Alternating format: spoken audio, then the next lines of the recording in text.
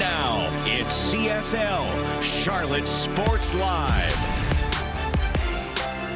So I'm sure you're aware, but Christmas is in 2 days, but we're going to celebrate two different national holidays tonight. It is Victory Monday and another one that the Seinfeld fans out there are probably pretty familiar with. Welcome into a jam-packed Monday night edition of Charlotte Sports Live. Carla Gephardt alongside Gabe McDonald. Yeah, absolutely. Got a jam-packed show for you guys. Of course, 2 days out from the best holiday in the year. Chuba Hubbard running wild in the NFL. One Carolina team is going bowling, and we're going to have the airing of the grievances. Our lead tonight is among them, the Hornets.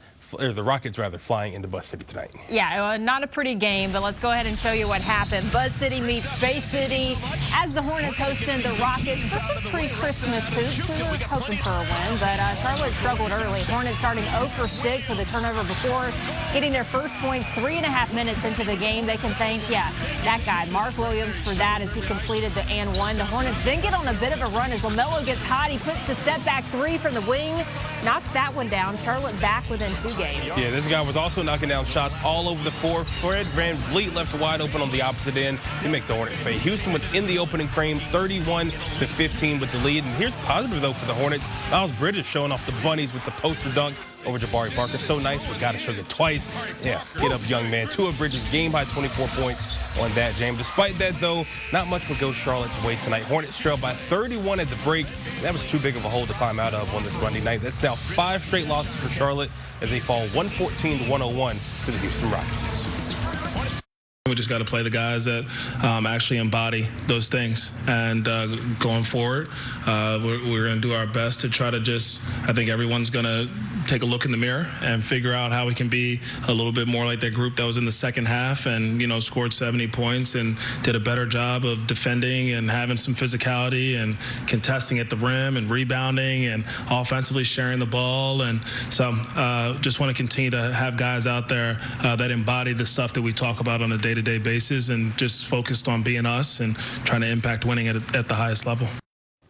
So without Brandon Miller for the third straight game, it was Miles and Melo leading the way for Charlotte in scoring. Bridges with 24, while Ball had 23 on the night. Moussa Diabate with a solid night off the bench, 14 points while shooting 100% from the field. Now, not so good. The Hornets were dominated on the boards as the Rockets rebounded them by 15. Also another abysmal night for the Hornets from the three-point land, shooting just 27.8%. And I think if you're looking at the box score tonight, Gabe, the one thing you want to know how valuable Brandon Miller is, you look at Cody Martin's numbers, you look at Josh Green's numbers, and you miss Miller a lot. Yeah, absolutely. I mean, that's another guy that you can count on getting at least 18 if you wanted to be in the 20-point range, too. If you had that tonight, possibly the game could have gone differently, but I just think getting too big of a hole there, I mean, just starting a game that cold, especially, just going into the week they got coming up, you definitely don't want to have that kind of start, too. But also, you got to be able to find guys in the post a lot more. I know the NBA is all about shooting threes. That's the way the game is going now. But when you're not hot like that, you got to find another way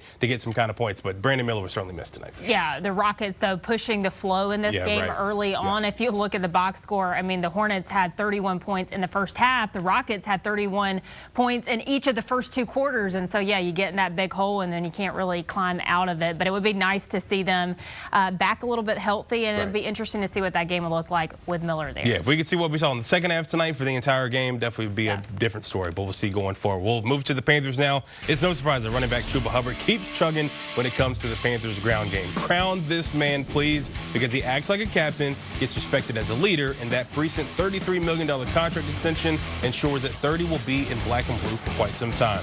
Chuba did join us last night on Black and Blue Postgame Live, and he explained what it meant for him to not only seal the deal for the Panthers against the Cards, but what it means for him to be a leader in the Carolina locker room. Yeah, I mean, I've kind of told you guys throughout the year that we're trying to build a culture here, build our own identity, and it's not just going to happen, first 5 games, 10 games, and so forth. It's going to take some time, and to see, fall short a couple of times, and then be in a game like this where we come out on top, it just shows that trusting the process is going to work out, and what we're building here is going to show sooner or later. I went up to Adam before, and I kind of just told him, hey, we get the ball back. It's me and you. Let's win this game. And, he trusts me. I trust him. Obviously, we have a bunch of other great players on offense, but I knew that, he's shown up multiple times over and over. And, he was going to do what he was supposed to, and I knew I was going to definitely do what I was supposed to do after, like I said, Tampa. So, yeah, it felt good to end it. Now let's see where Chuba ranks on the season against the NFL's best. He's 5th in total yards, this is 1,195, just 1 yard behind Atlanta's Bijan Robinson. He's 6th in total carries and 7th in yards per carry among qualifying running backs. He's 9th in touchdowns with 10 and 7th in yards per game.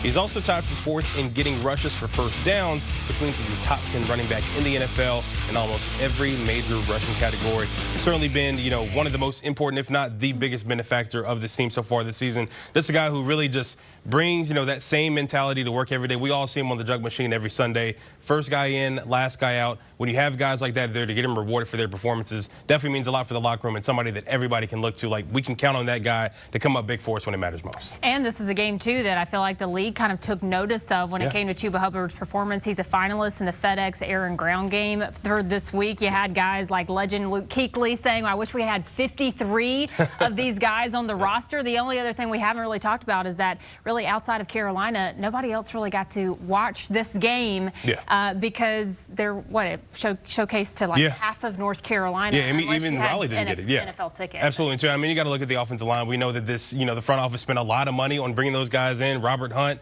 obviously Brady Christensen stepping in for Kate Mays yesterday, a guy who really didn't miss a beat either up front. So I think when you have guys like that, this unit being so cohesive, unlike last season, definitely makes a big difference, and definitely a big reason why the Panthers got it done yesterday. Yeah, it makes a huge difference, no pun intended. But the Panthers did make a roster move earlier today as well, cutting defensive end Jonathan Harris, who recovered a fumble on Sunday against the Cardinals. That's maybe not so great for him, but the 28-year-old was signed off the Dolphins practice squad in October, appeared in 7 games for the Panthers. He had 10 tackles to go with his fumble recovery. The Panthers are expected to go find a linebacker to take his place. Per Mike Kay of The Observer, he says the Panthers are looking to sign Chandler Wooten back to the squad.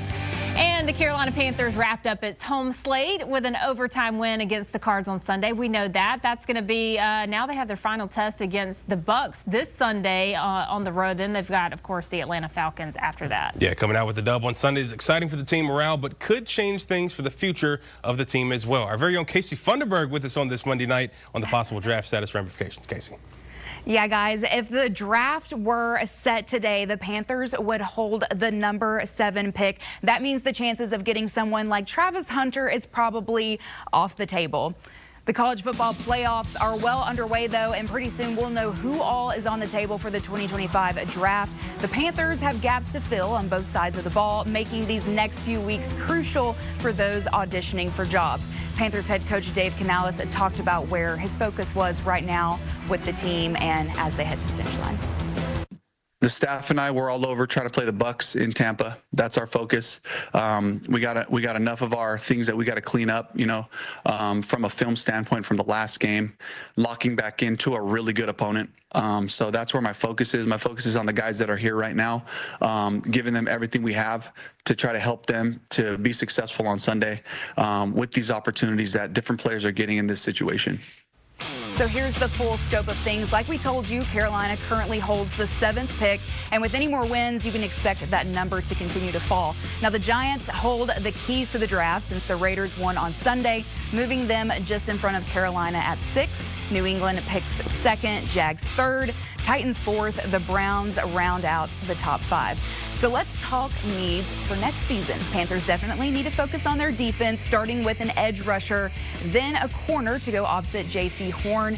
Defense has to be more competitive if they want to win big games next season. On the other side of the ball, a receiver who is dynamic, who can complement Xavier Legette, and someone who can give Bryce Young more options offensively is also on the list. Another defensive tackle opposite Derek Brown doesn't hurt either. Guys, when you look at that list of what the Carolina Panthers are needing, which position really sticks out to you? I feel like we've talked about edge rusher a lot so far. We have talked about edge rusher, but I still think it depends on where that final spot is that they're picking and where the talent is. I mean, they've already said that, Dan Morgan has done his work and the scouts are doing their work right now looking ahead to that. And so I think, it just depends on where they're drafting. But if you talk about going later, then I think think you do look at edge rusher. Yeah, absolutely. I mean, obviously, you look at the very top there, you got the Giants that are going to need a quarterback. After that, teams are going to be hungry for Travis Hunter, too. So I think a guy like Abdul Carter, who we just saw ball out for Penn State, Mason Graham, another defensive tackle, you can put him alongside Derek Brown, especially with the way that he's going to be playing when he comes back from injury. Definitely be big there to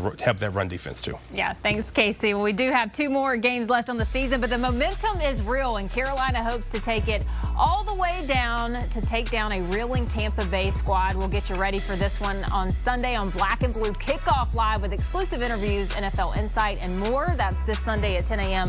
only on Fox Charlotte Queen City News. Well, life is a beach, and the Roadrunners are just playing in the sand. A program first for UTSA and a home bowl game for Coastal. We'll take you down to Conway to recap the 5th annual Myrtle Beach Bowl next. And Bryce Young has yet again achieved a career first in Sunday's win, but he didn't know about it until today. To find out what it is later, we'll do Quick 6. And some call today Monday, some call it Christmas Eve Eve. And millions of you call it Festivus. And if you think the Seinfeld classic hits, wait till you see what we've got up our sleeve. More CSL next.